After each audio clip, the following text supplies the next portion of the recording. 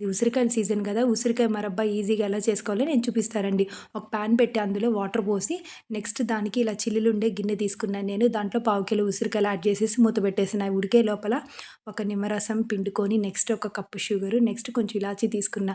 చూడండి ఉసిరికాయలు half boil అయినట్టు అయినాయి గదా! మన ఫోర్క్‌తో గుచ్చితే మనకు ఫోర్క్‌కి గుచ్చుకుంటే మనకు బాయిల్ అయినట్టనమాట.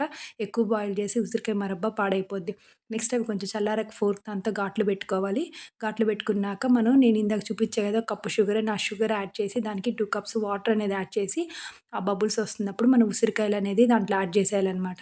నెక్స్ట్ ఒక 5 మినిట్స్ తర్వాత ఇంకా నిమ్మరసము ఇంకా ఆహ్, ఇలాచీ పౌడర్ గూడా యాడ్ చేయాలనమాట. ఇలా అంతా బబుల్స్ వచ్చేటప్పుడు యాడ్ చేయాలనమాట. ఈ ఉసిరికాయ మనం రోజు హాఫ్ పీస్ తిన్నా గానీ మన హెయిర్ ఊడిపోకుండా స్కిన్ గ్లోయింగ్‌గా చాలా బావుంటుంది ఈ వింటర్ సీజన్. మీరు ఒకసారి ట్రై చేయండి. వీడియో నచ్చితే లైక్ చేయండి.